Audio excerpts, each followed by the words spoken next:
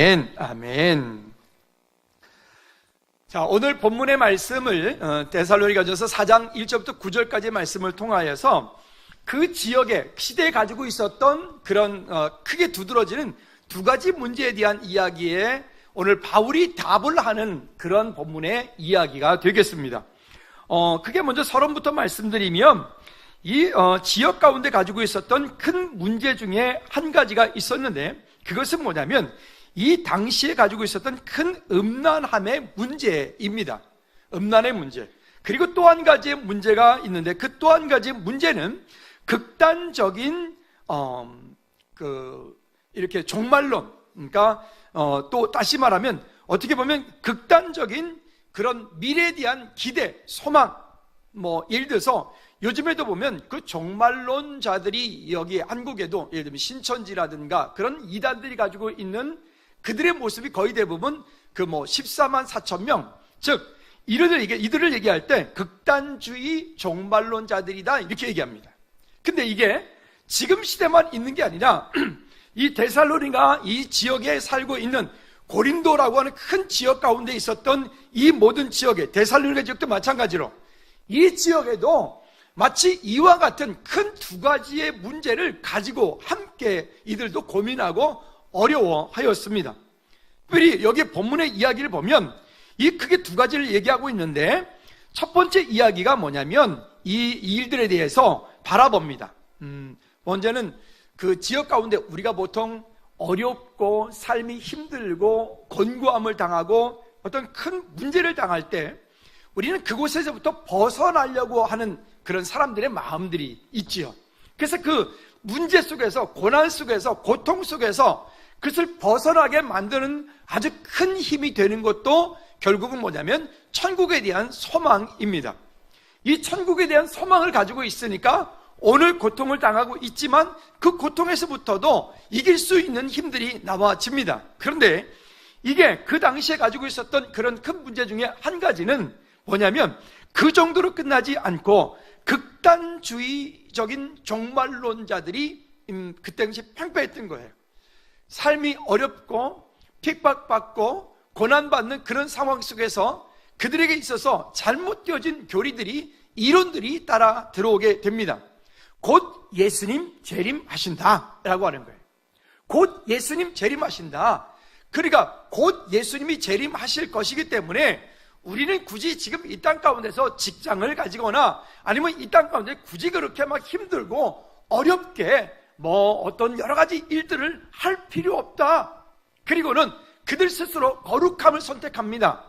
그 스스로의 거룩함이라고 하는 게 뭐냐면 모든 것들을 다 내려놓고 가난하고 궁핍하면서도 그들은 철저하게 예수님의 재림을 기다리면서 그들은 다니던 직장도 그만두고 또 심지어 가정까지도 포기를 하고, 그리고 오직 예수님의 재림을 기다리는 거예요.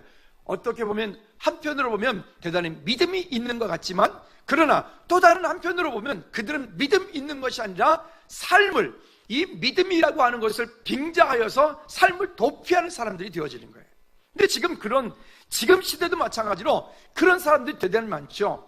요즘에 우리가 잘 아는 것처럼 신천지 같은 경우는 거기에 잘 다니는 직장도 그만두고 그만두고 거기로 들어가 버려요.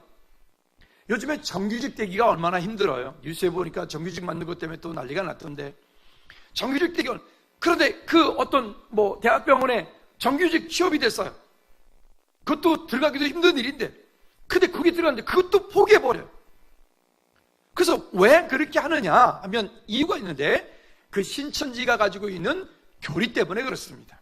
결국 그들이 가지고 있는 영상의 내용들을 몇 가지를 보면 이런 얘기들 합니다. 곧 자기들 신천지로 인해서 곧 이 땅에 놀라운 일이 벌어지기 때문에 굳이 우리가 그렇게 가서 돈 벌고 그렇게 하지 않아도 곧 전 세계 열방이 신천지를 향해서 돈 싸들고 올 것이기 때문에 우리는 돈 벌 필요 없다. 그러니까 극단적인 이 종말론자들의 가지고 있는 특징들이 그런 거예요. 정명석이가, JMS가 그렇고 하나님의 교회가 그렇고, 이런 사람들이 지금 시대만 있었던 게 아니라 이 시대에도 이런 자들 때문에 그 시대에 살고 있던 많은 사람들이 큰 어려움을 겪고 있었다는 것을 우리가 본문을 통해서 볼 수가 있습니다. 자, 그런데 이 일들을 향해서 첫 번째 권면하고 이야기를 합니다. 1절 말씀에 보면 후반절에 이렇게 말합니다. 우리에게 배웠으니 곧 너희가 행하는 바라 더욱 많이 힘쓰라 라고 하는 말을 합니다. 이 더욱 많이 힘쓰라 라고 하는 이 말은 어떤 말씀을 하고 있는 건가 하면 그 당시에 가지고 있었던 극단적인 종말론이라고 하는 그것 때문에 너희들 직장도 안 다니고 가정도 소홀하고 자기 삶에서 어떤 맡겨진 그런 책임도 감당하지 않고 그냥 극단적으로 믿음으로만 살면 된다라고 여겨지는 그곳에부터 너희들은 나오라.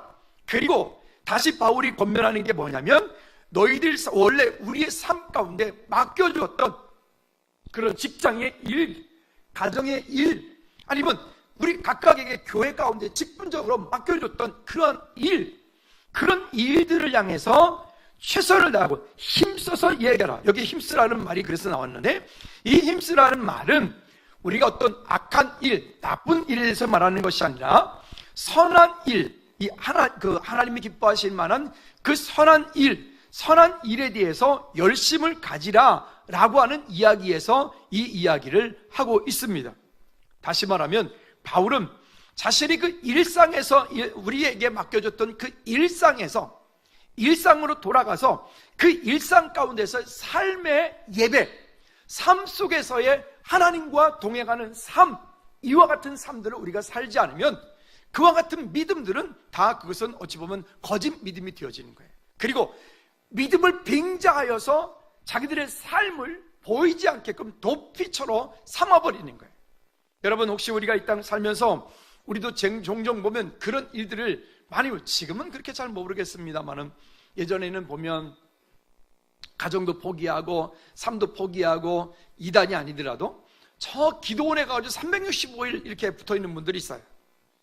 그래요. 그렇게 하면 가정도 안 되고 삶도 안 되고 직장도 안 되고, 그러면서 하는 말이, 상담하러 와가지고 이렇게 말합니다. 목사님, 저는 왜 그런지 모르겠는데 인생이 참 열려지지 않습니다. 내가 봐도 안 열려지게 생겼어. 그러면 제가 봐도 안 열리게 생겼다고요. 이거 했다가 저거 했다가 이랬다가 저랬다가 왔다 갔다 무슨 새도 아니고. 웃는 사람들은 이게 뭔지 알죠? 그러니까 우리의 삶 가운데 맡겨졌던 일이 있어요. 여러분 직장 생활하고 계신가요? 거기에 그냥 월급 받고 그것 가지고 속된 말로 그냥 목구멍에 포도치나 이거 하려고 하는 건가요? 아니요. 그렇지 않고 여러분들에게 맡겨진 그 직장은, 여러분들에게 맡겨진 그 사업장은, 여러분들이 하고 있는 그 일은 하나님께서 여러분들에게 허락하여 주신, 그것은 여러분들의 삶의 목회지이고 선교지입니다. 꼭 교회만 와서 예배 드릴 때만 우리가 거룩한 성도가 아니라 우리의 삶 속에서, 가정에서 가장으로서, 아내로서, 자녀로서 마땅히 해야 되는, 책임져야 되는 것들이 있어요. 그 책임져야 되는 일들에 대해서 여러분들이 정말 끝까지 믿음으로 잘 견디어 승리하시기를 주님의 이름으로 꼭 부탁을 드립니다. 그래서 세상 가운데서 보면 제일 비겁한 사람들이 어떤 사람이 자살하는 사람들이에요. 이거 여러분, 이게 지금 심각한 문제죠. 우리나라에 지금 OECD 국가 중에서 1위 아닙니까? 그거 왜 그럴까요? 물론 그분들의 심정을 모르는 바가 아닙니다. 그런데 사실은 그거는 가장 극단적인 선택이에요. 극단적인 도피예요. 그로 인해서 끝나는 것이 아니죠. 오히려 그것으로 인하여서 그 살아있는 사람들, 그 다음 그 자녀들이, 그 후손들이 겪어야 되는 이 고난이라고 하는 건 더 말할 수도 없는 거예요. 여러분, 바라기는 여러분들에게 맡겨준 그 십자가를 여러분 누가 대신 져줄 수 없어요. 그리고 분명한 것은 하나님께서 우리에게 감당할 만한 시험에는 주시지 않는다 했으니까, 여러분들이 여러분들이 걸어가고 있는 그 믿음의 길에 기꺼이 믿음으로 그 길을 묵묵히, 여러분 힘들더라도 넘어지더라도 또다시 일어나서 언약의 말씀 붙잡고 승리하시기를 주님의 이름으로 꼭 부탁을 드립니다. 그러니까 요즘 현대교회, 현대 크리스천들을 바라보면, 지난주도 보네포 얘기 잠깐 말씀드렸잖아요. 그 보네포가 얘기했던 것처럼, 로이존스 목사님이 얘기했던 것처럼, 이분들이 벌써 지금부터 그렇게 오래전에 그분들이 뭐라고 얘기했냐면, 미래가 되어지면 되어질수록 편의주의적인 신앙생활을 갈 것이다. 어떤 나라든 그 나라에 복음이 들어가서, 복음이 들어갔을 때는 처음에 열정적으로 하나님을 예배하고, 나름대로 우리도 옛날에 지금부터 한 40, 50년, 30년, 40년 전만 해도 정말 들판에다가 그냥 멍석 같은 거 지붕 쳐놓고 멍석 깔아놓고 거기서 북 두드리면서, 그리고 예배하고, 그리고 교회들이 만들어졌어요. 근데 지금 그런 교회 가라 그러면 혹시 여러분 가시겠습니까? 난방도 냉난방도 안 되고 맨바닥에다 멍석 깔아놓고, 그리고 거기서 북 두드리고 무슨 이런 것도 없고, 아마 쉽지 않을 것 같습니다. 왜 그러냐면 현대 교인들은 이미 이러한 문화에 우리는 너무 익숙해져 있는 거예요. 너무 익숙해져. 이 불편하지 않은 이런 속에 우리가 살다 보니까 신앙생활을 하면서 불편한 신앙생활이 싫은 거예요. 그죠? 저도 종종 무언의 압력을 받고 있는데, 시간이 딱 되어지면 벌써 목사님 저한테 눈이 쌓이니 벌써 막 레이저가 오는 분들이 있어요. 설교 빨리 끝내세요. 끝나라고 안 해도 끝내요. 특별히 2부 예배 때는 더 심해. 2부 예배 때는 벌써 한 10분 딱 되면은 드디어 끝날 시간이 돼가는구나. 예전에는 40분까지 12시 40분까지 설교했는데 30분으로 줄였어요. 그랬더니 5분 더 줄여 25분 줄였어요. 더 줄이래 20분 줄였어요. 더 줄이래. 요즘엔 15분 이렇게 해요. 타협하고 있는 나도 한심하고, 그리고 말씀을 듣는 그 시간이 너무 길다고 투정하는 그 어린 믿음을 가지고 있는 여러분들의 마음도 때로는 답답하고, 솔직한 내 심정이에요. 여러분, 우리 편의주의적인 그런 신앙생활 하지 말고 따라합시다. 내 십자가를 기쁨으로 지고 가자. 아멘. 그건 누가 저 주는 게 아니에요. 그러니까 자꾸만 대형교회로 모이는 거예요. 한국의 초대형 교회, 나중에는 어떤 분이 그러더라고요. 한국에는 아마도 몇 년 지나면 초대형 교회만 살아남고 작은 중소형 교회는 다 없어질 거라고. 왜요? 지난주에 말씀드렸던 것처럼 그런 큰 대형 교회 가면 편한 거예요. 간섭받지도 않고요. 그냥 예배하면 돼요. 예배했으니까 오케이, 난 할 일 다 했어요. 연말 가서 연말정산 다 끊어줘요. 아무 문제 없어요. 여러분, 죄송하지만 이와 같은 것들이 결국 우리로 하여금 극단주의적인 종말론자들 뿐만이 아니라 이 우리의 삶 가운데 예수 그리스도의 재림을 기다리지도 않는, 그리고 내게 맡겨준 그 믿음에 대한 가치들을 스스로 우리가 거룩하게 만들지 못하고 그걸 버려버리는 우리의 연약한 믿음들이, 여러분, 그것에 대해서 우리가 가슴을 찢고 하나님 앞에 믿음으로 나갈 수 있기를 다시 한번 주님으로 꼭 부탁을 드립니다. 여러분, 삶의 예배에 승리하십시오. 삶 속에서 여러분 일을 할 때든 출근을 할 때든 사람을 만날 때든 무엇을 할 때든 그 삶 속에서 삶의 예배에 여러분 충실하시기 바랍니다. 삶에서 누가 바라볼 때에, 제가 우리 교회 전사님들한테 참 고맙고 감사한 것은 우리 교회 전사님들은 예측 가능한 사역자들이에요. 그러니까 예측 가능하다는 것은 제가 어떤 이야기를 하고 어떤 약속을 하면 그 일들에서 정말 최선을 다해서 믿음으로 감당해요. 그러니까 예측이 가능해. 근데 왜 이런 사람이 있죠? 시간 약속을 해놓고도 밥 먹듯이 그 시간 약속 어기는 사람. 여러분 주변에 그런 사람하고 영업 파트너가 되면 곧 망합니다. 스스로가 또 그렇게 하면 안 되겠죠. 이런 것들이죠. 어떤 약속을 했으면 그 약속을 지켜야 되는데, 약속은 밥 먹듯 해놓고 그 약속을 지키지 않아. 이유가 많아요. 핑계가 많아요. 근데 이게 삶에서 뿐일까요?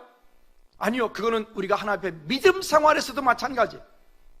여러분, 하나님과의 약속, 하나님 앞에 내가 하나님 앞에 이렇게 하기를 원했던 그런 삶의 분명한 모습들을 믿음으로 아름답게 지켜나갈 수 있기를 꼭 부탁을 드립니다.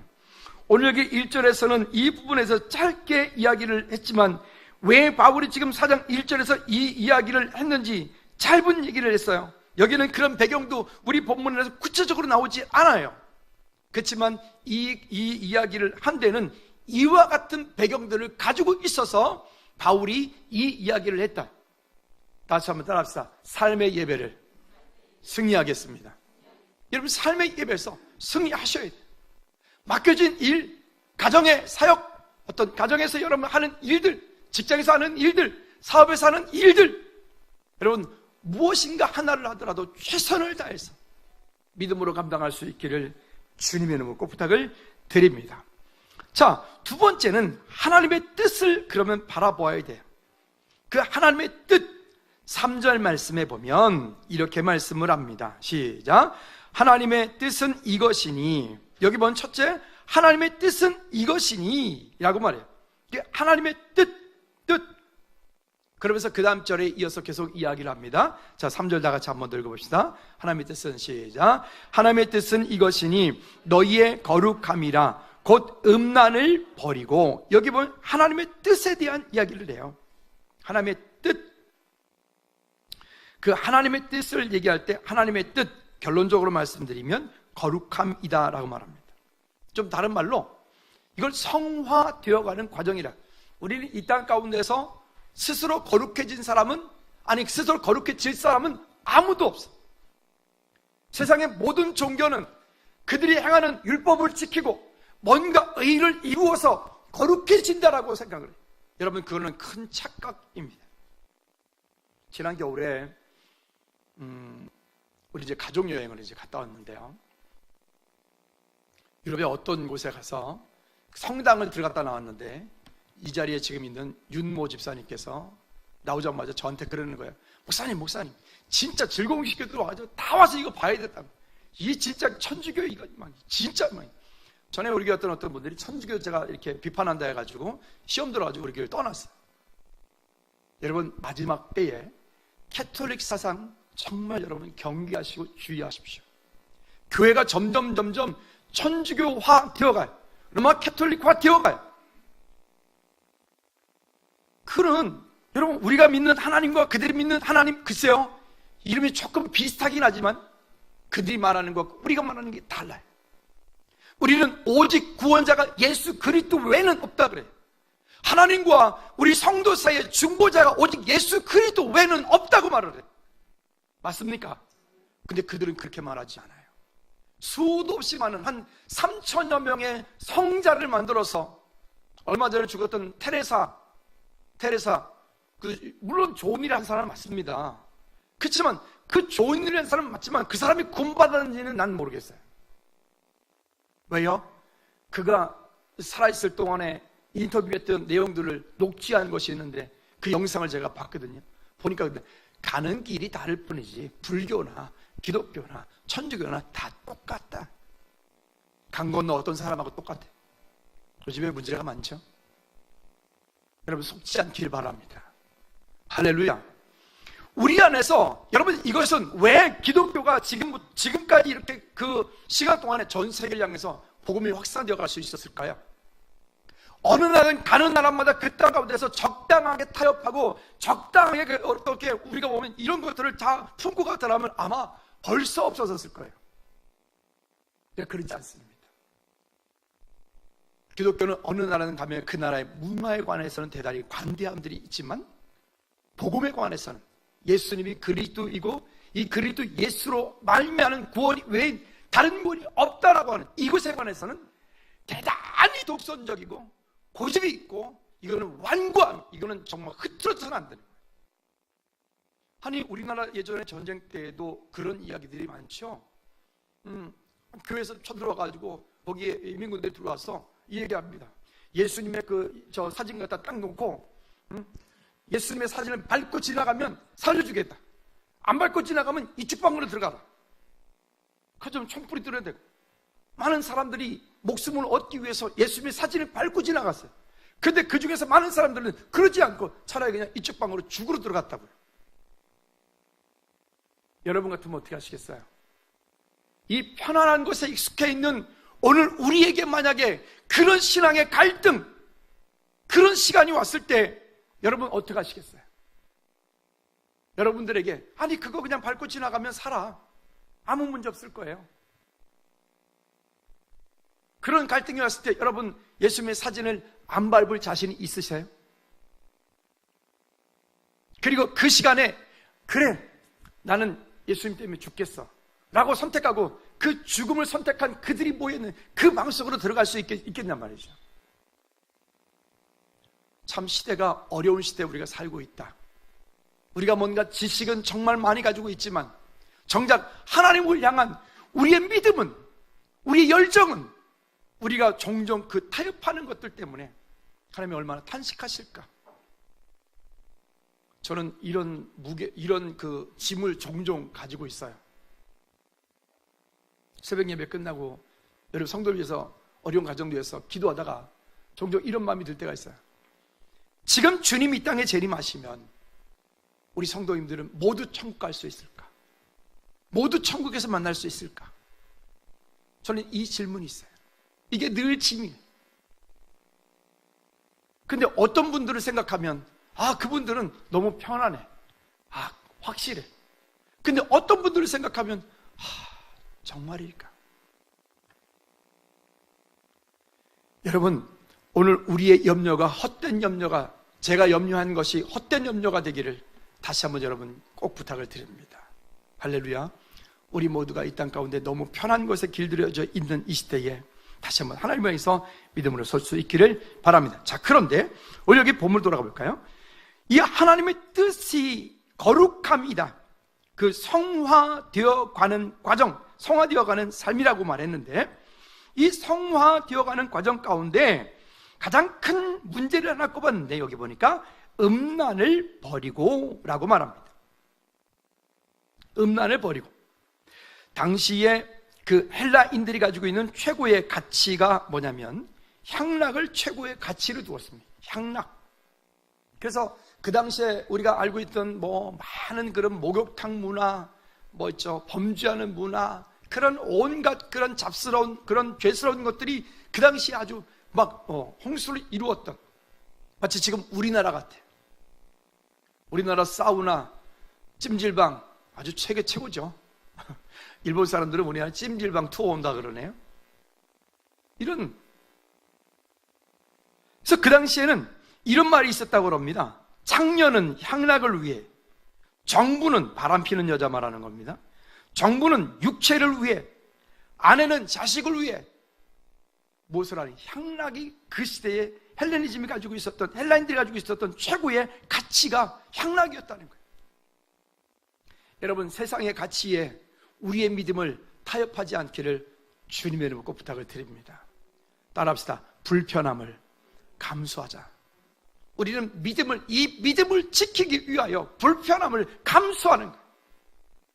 그 믿음을 지키기 위하여 우리가 이 불편함을 우리가 스스로 인정하지 않으면 세상에 이렇게 저렇게 여기저기에서 치고 들어오고 있는 그런 것들에 대해서 우리가 이겨낼 수가 없는 것입니다.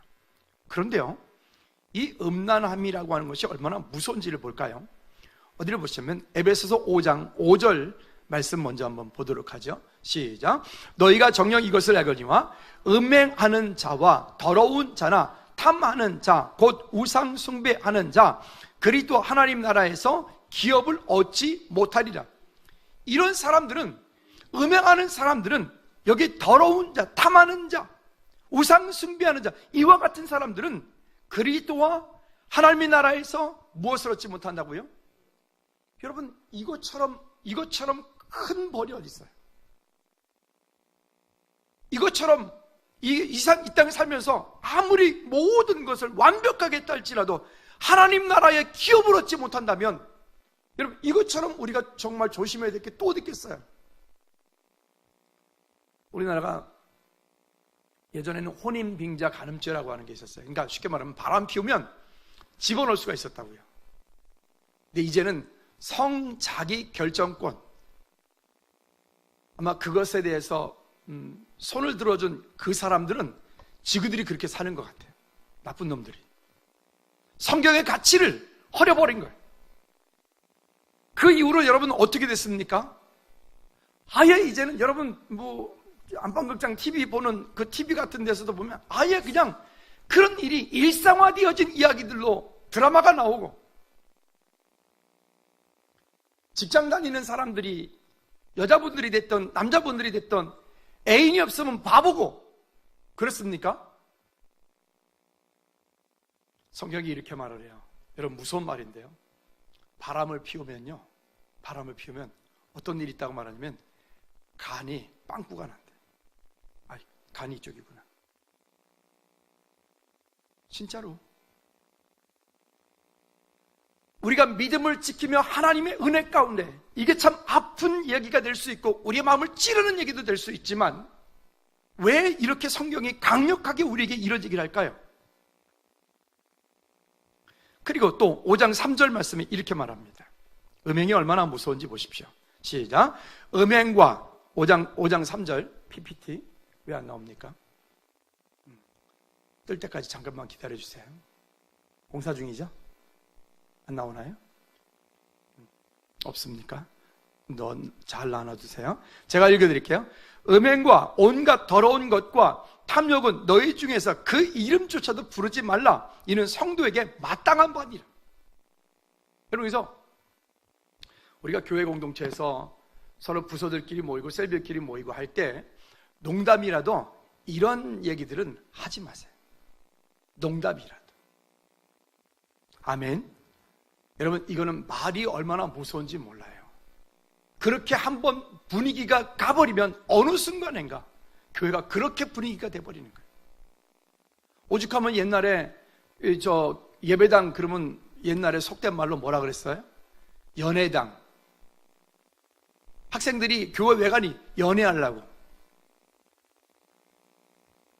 우리 교회 안에서는 이런 일들이 없기를 꼭 부탁을 드립니다.